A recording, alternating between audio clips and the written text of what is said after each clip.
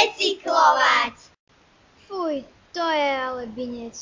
Čo sa s našou krásnou zelenou lúčkou stalo? Tešili sme sa na dnešný deň. Chceli sme si zahrať futbal, ale v tomto smetisku to nešlo. Minule tu bola krásna kvetinová lúka a teraz to je iba veľké smetisko. Keď sa takto budeme správať všetci k prírode, nebude sa tu dať dýchať. No dopadne to zle nedobre. Čo myslíte, dá sa to ešte zachrániť? Ja by som chcela zase našu krásnu lúku zelenú. Čaute, ja som Babko, konečne spoznávam múdre deti. Ako keby ľudia nevedeli triediť tento odpad. Veď je to celkom ľahké.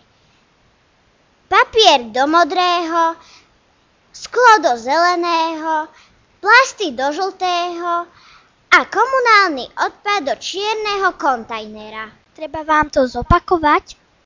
Nie, my to už dávno vieme.